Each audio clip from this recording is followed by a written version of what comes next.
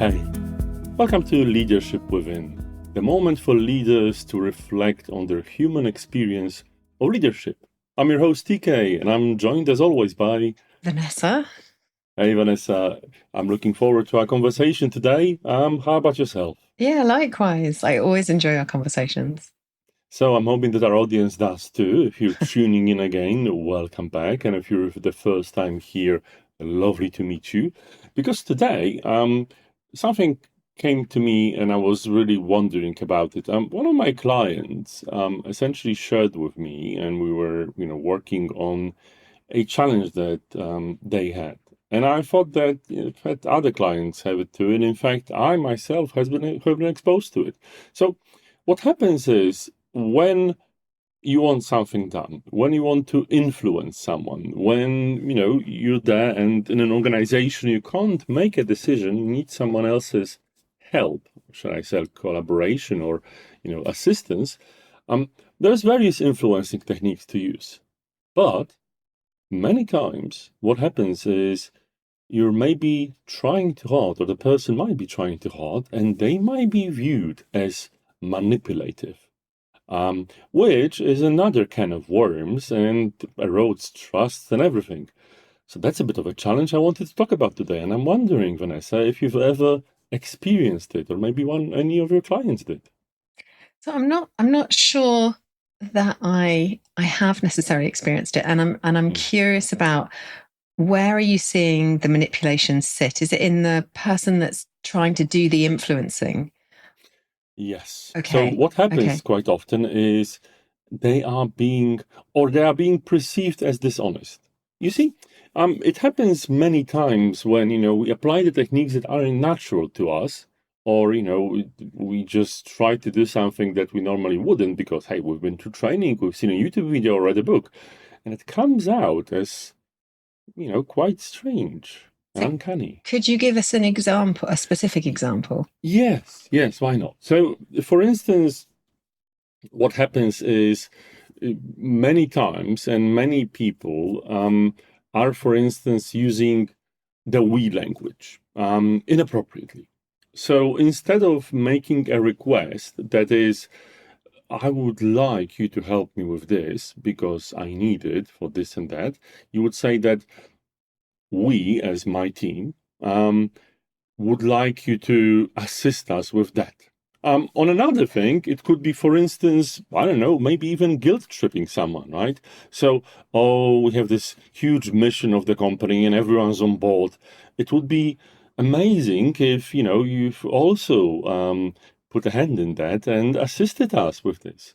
Um, Theoretically, these could be construed as normal influencing techniques. And yet, if your baseline is talking to and communicating with people differently, asking differently, they might say, well, something's off, something's different. Is it that you're being manipulative? Well, they might not say that, but they can think this way. Interesting. What comes up for you, Vanessa? uh, yeah, I'm thinking about that. Um, I think what comes up for me is, what is the intent behind the request? Hmm. So if my intention is, I want some support, or I would like you to do something, um, and I'm clear with that intention, then I think that is more direct and less manipulative. Whereas if I am not clear on my intention, I'm not owning my intention, Hmm. and I'm trying to guilt you into something, then I think that is, you're kind of playing on people's emotions and soft spots, aren't you, to get you to get them to jump in.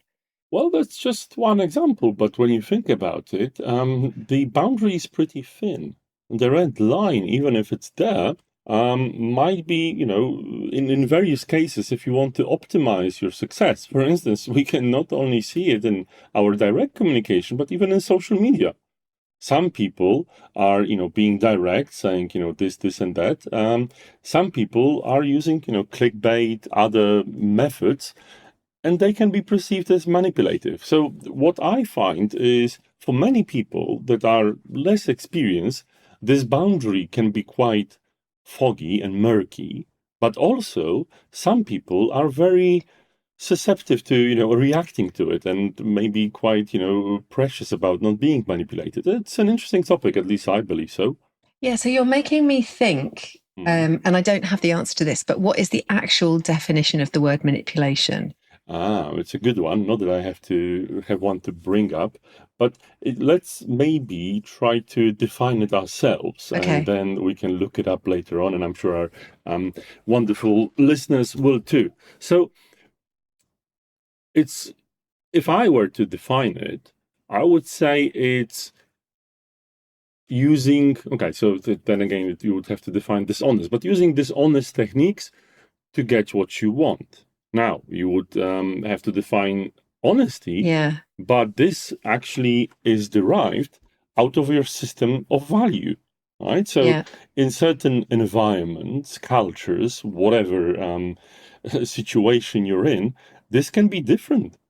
And in my mind, then, if I connect these two definitions, I would say doing something that is perceived inappropriate in your situation, in your circle, to get what you want. And by inappropriate, I would say not expected, not normal for you. Um, then also can be, the other person can be taken advantage of. So the other person is unprepared to deal with. So that's a bit of a compound definition. I don't know what you think about that. I notice I'm really in my head. Yeah, well, that's what I'm usually at. But if you go out of your head, Vanessa, and try to think about it emotionally, Yeah, what so if I comes think out for about you when you hear so manipulation? Yeah. yeah, so I experienced something recently Mm-hmm. where I couldn't work out whether it was a me thing or it was a team thing.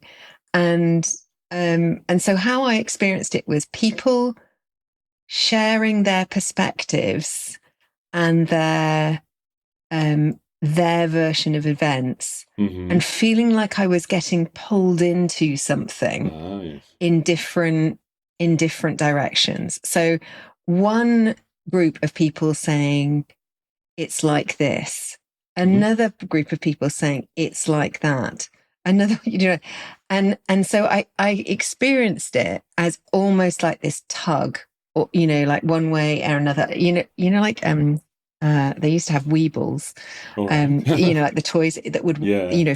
wobble but wouldn't fall over, and Yeah, I know. I felt that feeling in this Mm. team, like, ooh, my heartstrings are being pulled all over the place.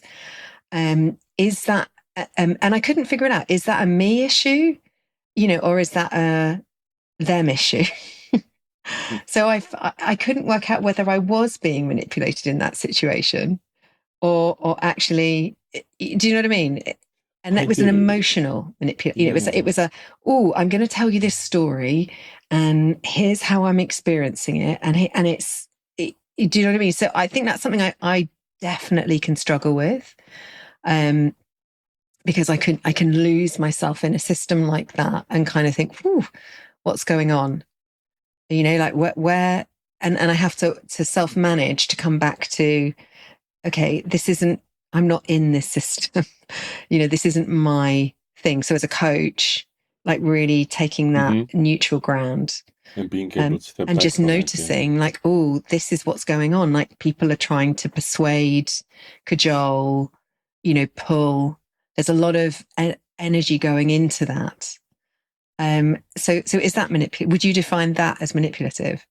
Well, the real question is about the intention Right. of And the why that might be consciousness happening. almost. Yeah. Yeah. And also like who was the actual person that the communication was intended for.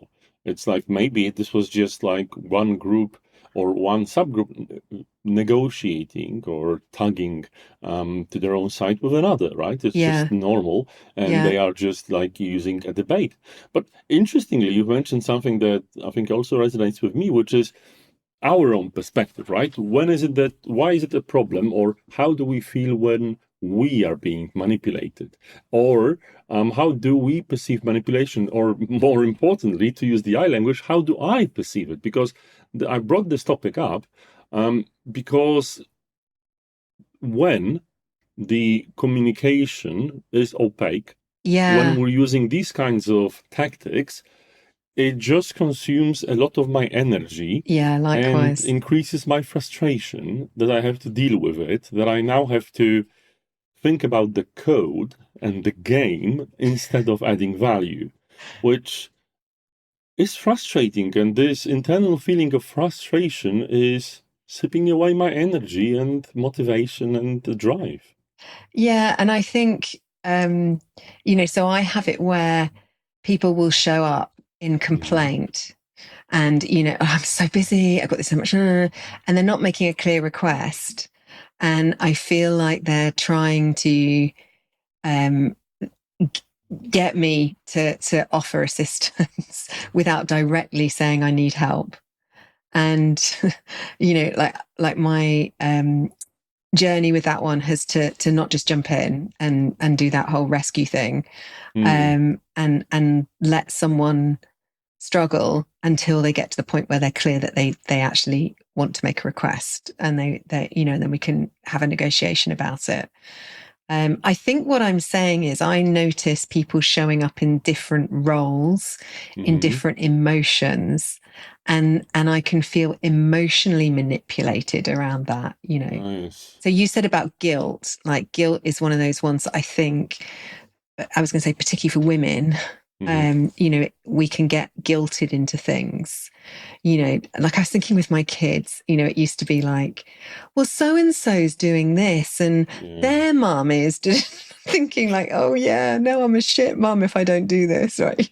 Well, Like, they've learned the strategy that works, I would say, exactly, right? exactly, right. You know, and I think realizing that actually, I run guilt. It's not they, like I've got a role in that one. But Yeah, it yeah, takes both sides, doesn't it? it And does. It I do does. remember a story when, I was a less experienced manager working with a remote team. And it was my first remote team, quite a sizable one on, for that time, an important endeavor that we were both delivering on. And because I didn't see them, I was quite often asking a question, when will this be done? Right? Let's put a pin on it. Yeah, when this particular thing will be done. And quite often I was asking this. It was an innocent question, and yet through the role I had of a leader in this particular environment, it was perceived as making people really anxious. Right? Mm. I never like I just at that time. And the real question is, did I just want to know out of curiosity, or I just, maybe subconsciously trying to hasten them on? Hard to answer this question now after all these years, but I was definitely given feedback that this wasn't helpful. And today I'm very mindful of this question, even when I'm asking my wife when is the dinner ready. She also reacts very similarly, saying, "Well, I'm asking just because I want to know if I can do something. I'm not trying to hurry you along. I'm just trying to prepare when this thing will happen because I'll have to stop what I'm doing and go and eat." So it's an interesting example of maybe an unintended Yeah. effect and maybe manipulative one if your intent was to really hurry them on. Yeah. And I don't, so I often think so much of this comes down to communication Mm, skills. And, I'm thinking of an example that just recently happened to me where a colleague of mine asked a team, or they suggested to a team that they, in their designed alliance, had open to influence. And when mm. they used those Ooh. words, it landed like a lead balloon. Like it Oh was yeah, just okay. like, Well, I can see that. Yeah. and so there was obviously something there about, I don't want to be influenced. Do you know what I mean? No, I'm not Yeah. open to influence. And what does open to influence mean? And it got me really thinking about, you know, am I open to influence? When am I closed to influence? And actually, do we ever talk about whether we are open or closed to being influenced? I don't think I don't think I've ever had that conversation with someone. Um, and, and it brings up so much tension around the ego, doesn't it? Like, what do you mean? You might tell me what you think, or, No, um, that's a very interesting angle you've just raised, and maybe going on to practical things you can do because, yeah, I have a I have a opinion about that, which is we are as humans genetically predisposed and socialized. It's not that you can't get away from it to play games with yes, each other in terms of like the social position and power yeah, and all these things, right? yeah, Whatever you were naturally trying to get the pecking order sorted. And this is an element of it. Like it's just a natural game we play, as Eric Byrne said in his transaction analysis. That's exactly what happens. And I think to openly talk about it would be to negotiate instead of playing a game, yeah, which is, for many people, not what they're used to, aren't they? I mean, very, very slim majority is. yeah. And I think, like what I'm getting a sense of is that you and I Mhm. both like directness, like like that clarity, the directness, the overt, like I certainly have a preference for that. And yet, I would say most of the places that I have worked in have not been direct in in making requests, in all sorts of things. You've just got me thinking. Like so much of this is related to power, and as you say, the pecking order and ego, and all sorts of different things, and and also the skill of being able to be clear and direct. So when you talked earlier, one of the things that Mhm. occurred to me um, was when is it an I decide and when is it a we decide?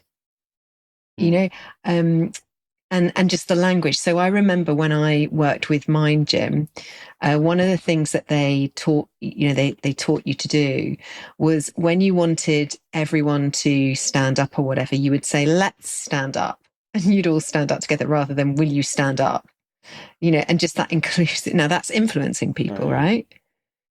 Um, and so I do think it's a really fine line between influencing and manipulating, but I definitely think it comes down to what's our intent and also what's um our skill in terms of being clear in what we're asking for. All right. So, I guess not foreshadowing, but going into like the section when we talk about possible solutions, Mm. directness is one of them, right? Being clear about your intent, right? And as you say, but on the other hand, as we both like directness, it can also be quite difficult. On one hand, many people struggle with being direct, dare I say assertive, because of how they were socialized, that it's Mm. not something that one needs to do. Us as coaches, well, it's our job to be, talking about things that maybe people are not seeing, not wanting to talk about. It's our job to bring it out. So I guess it would be a natural preference. But being direct can also be quite difficult. And I don't Yeah. mean being direct in terms of saying things, but how directness can be perceived by people not used to directness. Yeah. So I have Yeah. that impact. I know I have that Well, impact. So I sometimes get told, I've been particularly with associate work, I'm given a particular team coaching gig because I'll name an elephant. I mm, think, oh, I don't know how I've got this reputation, but um, sometimes I will say things directly to a system and I can feel the tension that creates, because I've directly named something. And I think my journey has been to be more invitational, hmm to not assume that what I'm seeing is the only way to perceive it or is the right way, and to then check in and to stay in the conversation when it has that unintended impact. Because I think if we get really in our heads about, when am I going to, like, how do I need to be um, how do I say this in a way that Hmm. everyone can receive? Like I've spent ages, like I've wasted energy so much in how do I say this? How do I couch it? How are they going to feel? Da, da, da. And I've just wasted time and energy instead of just taking a risk, throwing it out there and having the courage to stay when people are going, no, you've got that wrong or whatever it is, right? And just like realizing like, oh, dig into that because that's where the magic's going to happen because they're seeing something I'm not, and how can we work with the difference rather than I'm right, you're wrong kind of thing. Hmm.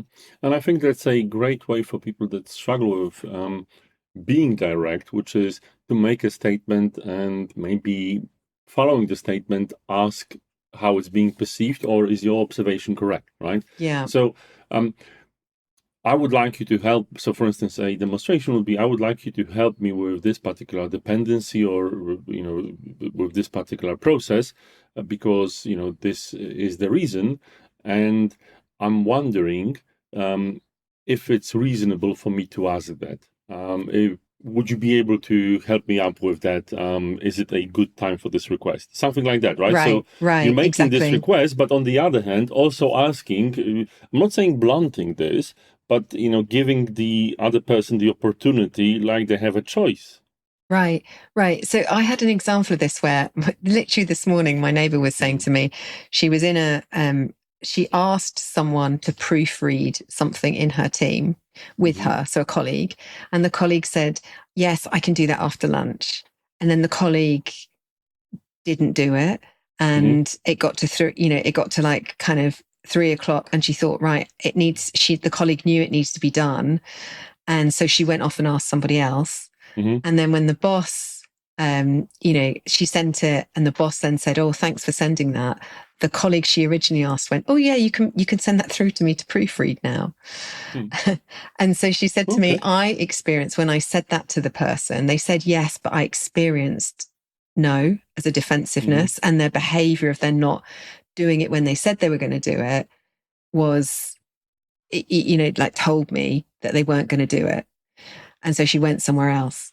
And I Okay. think, I think, you know, when she experienced the defensiveness, that's the moment to dig in, isn't it? And to be curious, like, oh, like I hear you saying yes, and I'm just wondering if that's really, are you able to commit that? Are you wanting to commit to that? Because I'm experiencing something different. Okay. Well, that's a great example. Although one would say that, yeah, is this something that's expected? Because us as coaches, obviously, we do it again. It's our job, and we're trained to do that. But Most of us people in don't, other do we? situations, most of Yeah. us don't. And I think No. it would be strange if someone suddenly started to. I always say that sudden shifts in behavior can be, well, sometimes devastating for the environment and your productivity. By the environment, I mean the system that you're in, right? And Yeah, and I would just. probably offer another perspective, which Mhm. would be it takes one person to shift a whole system, right? Because it can have that ripple effect. So it may not be comfortable, and it might have a pushback. However, I think when one person starts to shift in a system, the system shifts around it. So I kind of want to challenge that one a little bit, TK. No, no, no. I get your point, right? And this certainly happens. On the other hand, one would say that, you know, every system has the various degrees of loudness when it comes to the individual voices.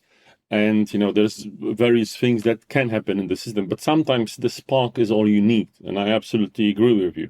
But, the not a counter example, but a different system is, for instance, two people working together and being in, another kind, it's a romantic marriage, whatever relationship, which is the changes and the adjustment can be really slow. You've Mm, mentioned kids, how they use strategies. They subconsciously we do experiment, we do, move boundaries. Things can slightly and not suddenly, but very slowly shift, which is important to notice when the boundaries are being crossed. So setting boundaries is another important thing, which I think if we use the red light strategy, which is as long as when our boundaries are being crossed, we're being showing the red light. This might be a bit easier rather than, being vague about it, because it can breed, difficult situations, aka influencing with manipulation. Yeah. Yeah. But that's a whole other topic.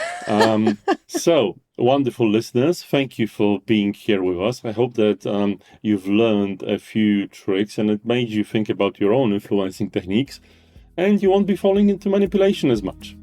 As always, we hope to see you in the next episode, but until then, have a great day.